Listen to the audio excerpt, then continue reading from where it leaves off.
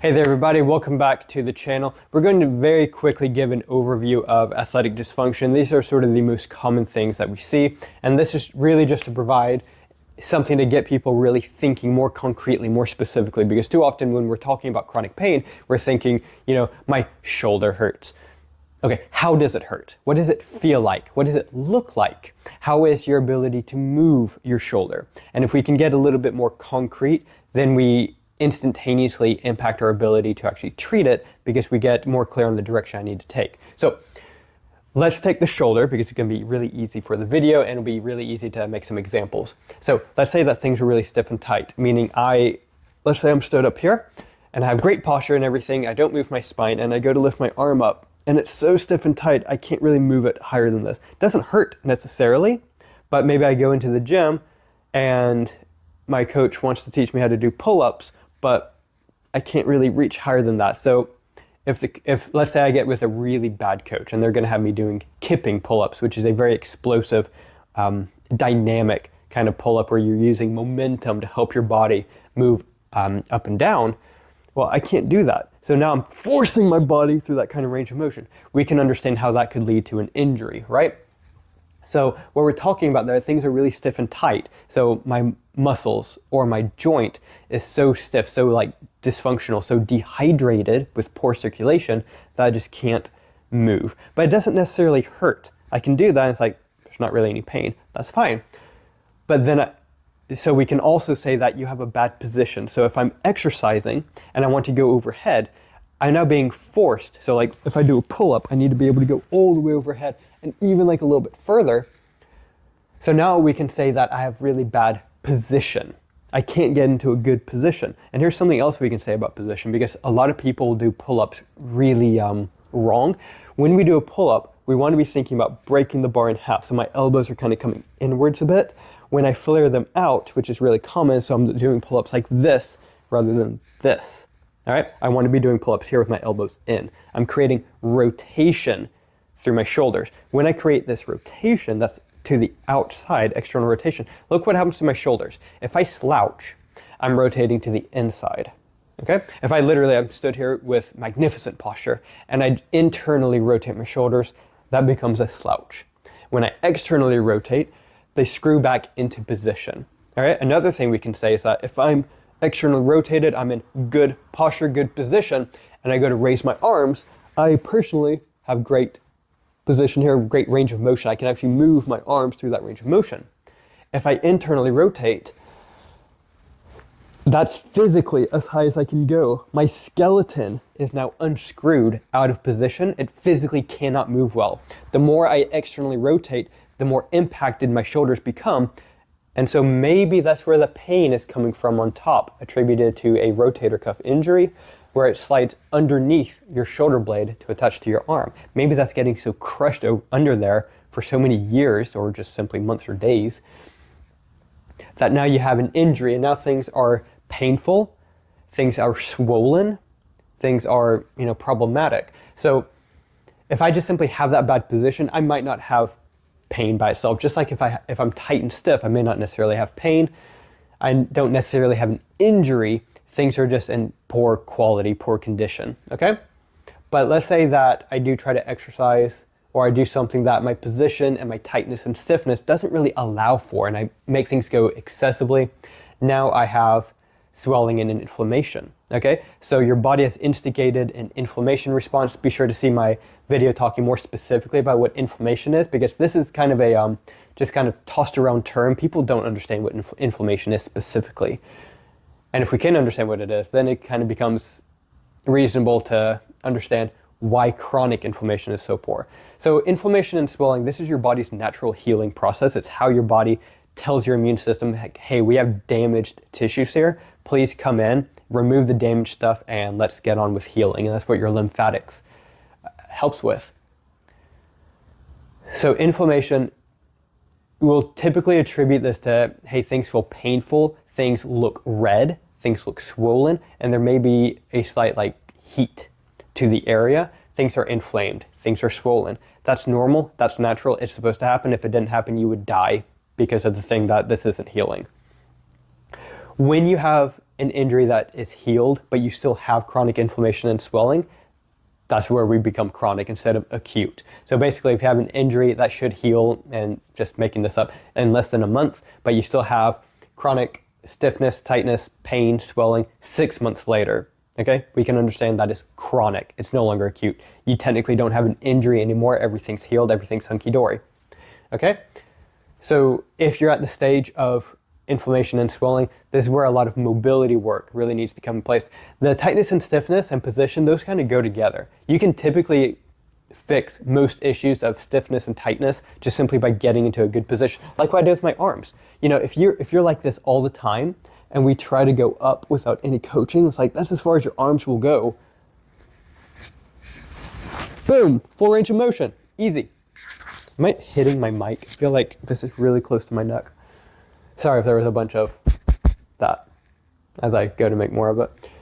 So we fix position, we fix stiffness and tightness, we get into good posture. So be sure to check out the other content talking about how do I get into good posture. And then the mobility work we need to do. Because if you've been stuck here all day long for years and years, trying to sit in good posture, that can become really painful or at least uncomfortable. So it's like if I'm normally like this every day, if I go here and I try to stay here for, let's say, 3 minutes, I'm going to feel it. So if someone's been like this for like the last 20 years, all day long, every day, trying to go here, if they can physically get there because their rib cage is so warped, they're gonna feel quite stiff, quite tight, quite painful. And so the mobility work helps us to adapt to that. Does that make sense, right? So you've got the inflammation and we need a lot of circulation help with that. And that's where the lymphatic work comes from. The sprains and strains, this is basically something that's been overstretched. So I can't really move my arm any better than that. When I go to do the pull-up and I kind of force myself through that range of motion, maybe the rotator cuff gets torn, okay? So it gets overstretched because I'm putting it only has like so much stretch and I force it through a lot more. Something gives and the fascia, the connective tissue, or the muscle itself will tear. It will explode. So basically you have sprains detail like a muscle or a muscle type area has been overstretched, and then you have strains, which typically means a ligament or a tendon. It doesn't really matter so much, the distinction, because it's basically the same injury and the rehab for it is exactly the same. It doesn't matter. So if you sprain your bicep or if you strain your elbow, doesn't matter. The rehab is basically exactly the same. In addition to this, maybe you go through that pull-up position and things have been so tight, so congested up in your shoulders that when you go through this and you try to like jerk yourself through a kipping pull-up, maybe, so you have a big complex of nerves that goes from your neck onto your shoulder, and this is called your brachial plexus, right? So it's a big trunk of a nerve that splits off into your side and into your arm. Maybe that gets extraordinarily compressed because it's so stiff and stuck in there that we get a lot of pressure directly on the nerve trunk itself. And this can create a nerve impact or a nerve injury. Sometimes, especially in the shoulder, you might hear it called a stinger or just simply a brachial plexus injury or something like that. When that happens, nerve pain feels a little bit different. You might have some short-term paralysis, so you may not be able to move your arm or really feel it. You may have some extreme burning, like it almost feels like your arm is on fire. You will be extremely weak. You'll be extremely stiff because you won't be able to move, not necessarily because it's stiff necessarily. This typically takes quite a while to heal, as in even with a good quality mobility routine going through, you're probably looking at more than a month of constant, consistent practice.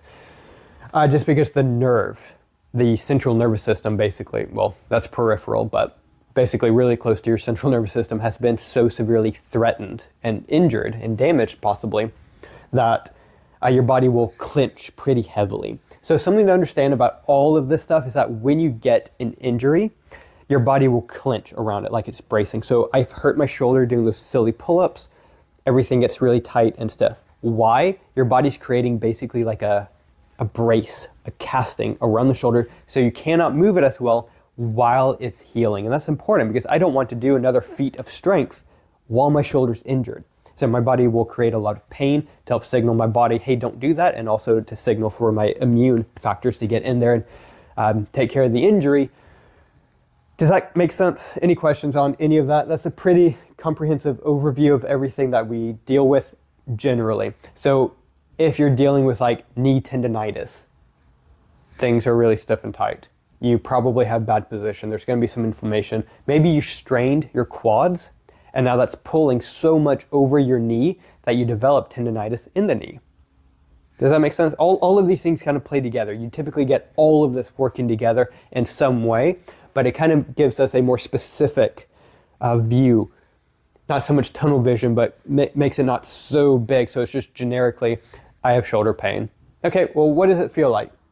Is it just like really stiff and tight and you get like that almost like bruised achiness with it?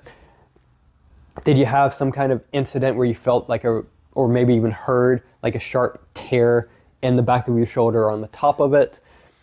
Is there any swelling? Is there like visible inflammation?